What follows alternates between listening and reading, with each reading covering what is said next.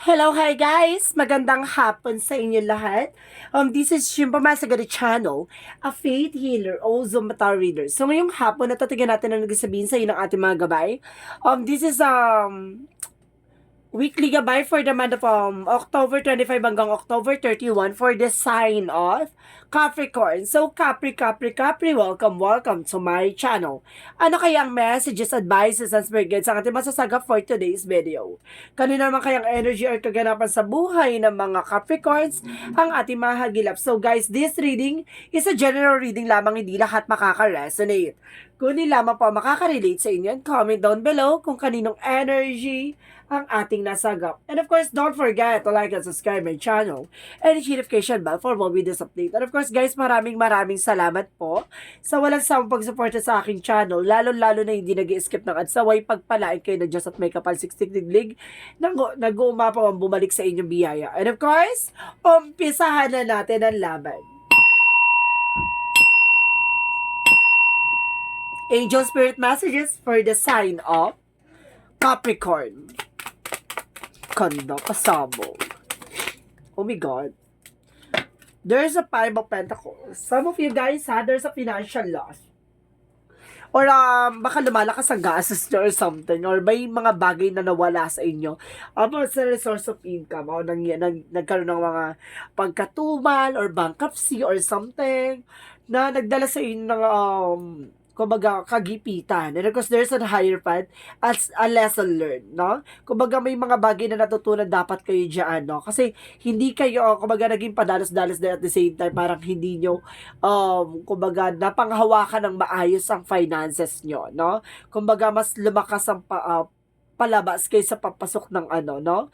Yung profit, no? And of course, yung kita nyo, you earn. And of course, there's a Knight of Swords. There's an information, there's a success driven. Ibig sabihin, nandun ka na sa exciting part. And of course, parang nag-work ka na through your success. Pero, ang tendency, ang nangyari kasi, parang naging kumbaga nasanay ka at tendency, 'di ba? Kasi may mga times or months talaga na may pagkatumal. So, may mga bagay dapat inisip mo 'yon sa mga susunod na araw na may times na tutumal, dapat ganito, dapat aware ka doon, no? Kumbaga dapat nasa inventory mo 'yon na, or nasa note mo 'yon na may times na gantong araw matumal, kaya kailangan nag-a-adjust ka, no? Pagdating sa paggasto. So, let's see what is additional messages. And of course, guys, there's King of Wands. There's information na sinasabi sa dito na kumbaga control, no? Control mo yung emotions mo, either itong eksena nangyayari sa iyo. So what is additional messages? And of course, guys, there's Two of Swords. There's a decision. Kailangan mo mag-decision dito. No, there's an indecision or hindi ka makapag-desisyon dito. And because there's an Eight of Cups, letting go, no? May mga bagay dito na kailangan mo na mag-move on, no? May mga bagay dito na hindi ka makapag-desisyon. Siguro it's about a love life or either a career na parang nahihirapan ka pang mag-let go or something. So, let's see what is the Five of Pentacles. Okay, there's King of Cups.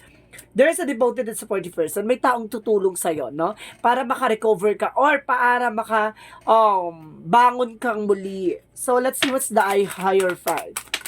Hierophant represents the Star card, a wish fulfillment and healing. So, etong lesson na to na nangyari sa'yo is a part of your journey na marami kang natutunan. At the same time, there's an Star card that kumbaga, that brings you on the healing, hope, and of course, some miracle. So, ibig sabihin dito, marami kang ganapan dito na maunti-unti mo nang matutupad yung mga bagay-bagay sa'yo. Kumbaga, inaano lang ni God or either ng ating universe na matutunan mo, no?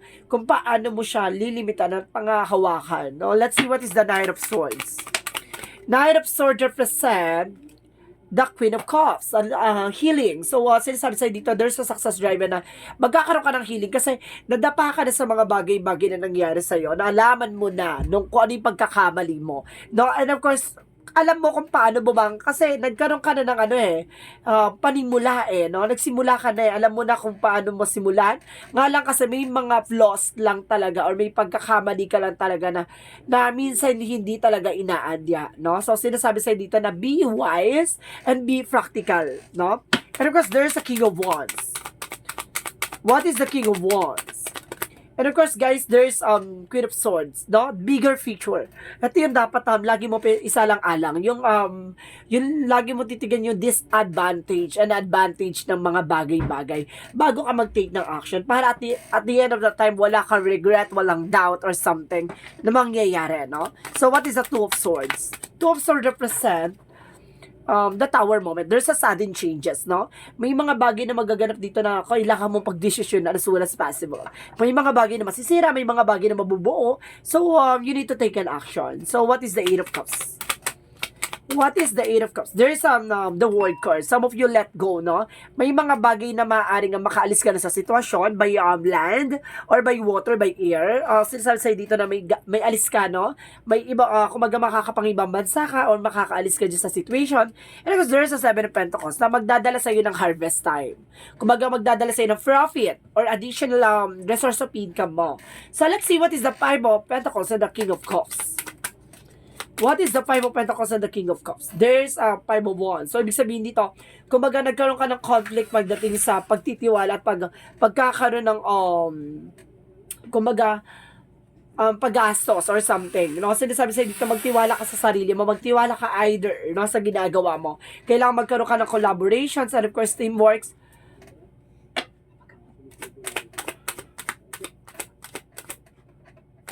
So, there's an Hierophant and the Star card.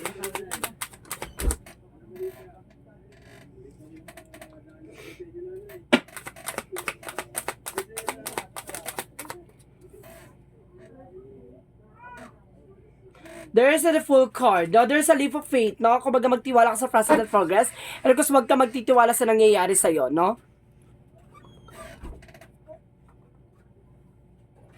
And of course, there's the full card. There's a leap of faith. No? Magtiwala ka sa process and progress, at magtiwala ka sa nangyayari sa'yo, no?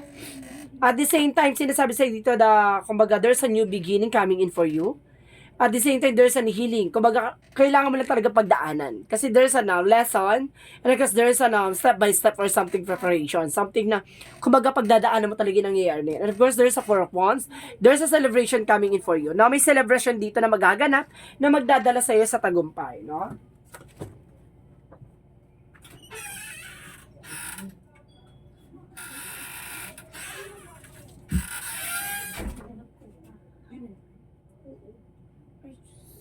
Ulit-ulit na yung matigas na ulo nun.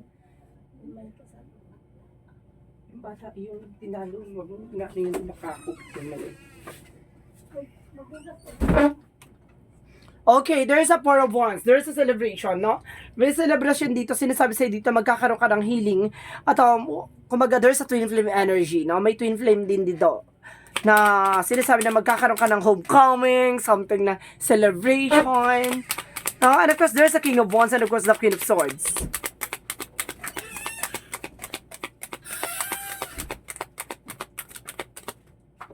And of course, there is a Page of Swords, no? Information. Kailangan mo maging matalino, no? Kailangan mo alamin yung mga bagay-bagay. Kung mag-get mo information, and for being curiosity, no? Kailangan lagi kang, kumbaga, laging advance yung isip mo or something na, kumbaga, kailangan alam mo na yung mga galawan na nangyayari sa'yo from the past na nangyari sa yung kamalian, no? Kumbaga, natutunan mo yung mga bagay-bagay na nangyari sa'yo, nag-cause, no?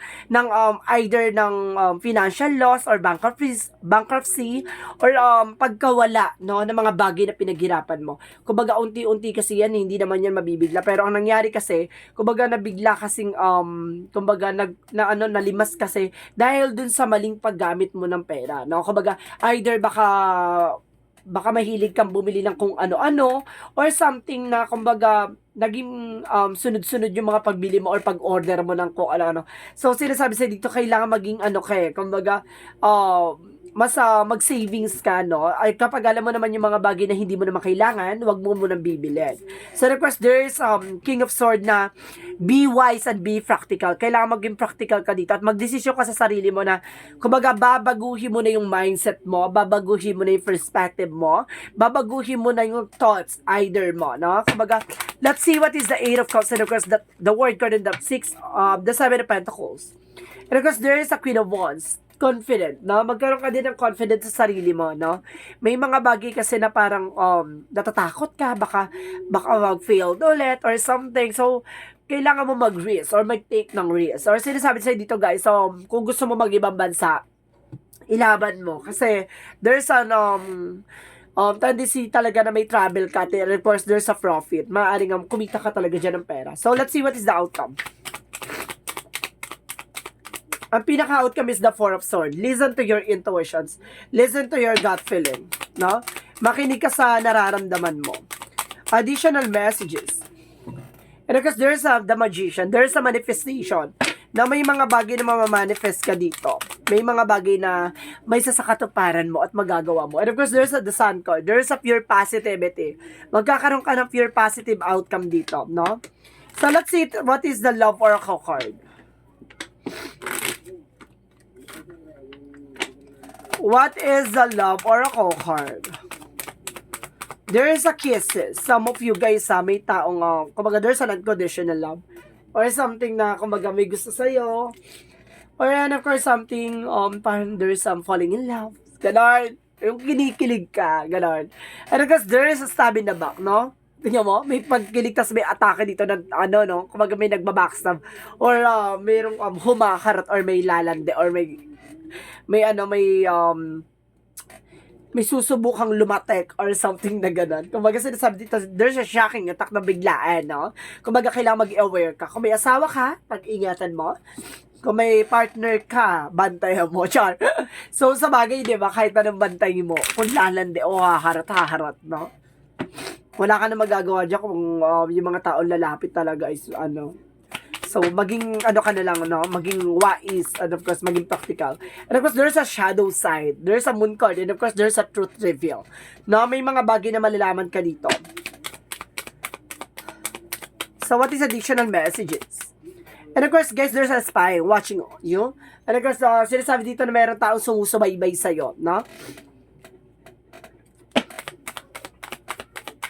Additional messages. And of course, there's an assessor, guys. Some of you, ginagabayan ka raw ng iyong mahal mo sa buhay na yumao. No? So, what is Arcangel Raphael messages? Arcangel Raphael messages. Consult nutritionist, no? Kailangan mo magpa-consult sa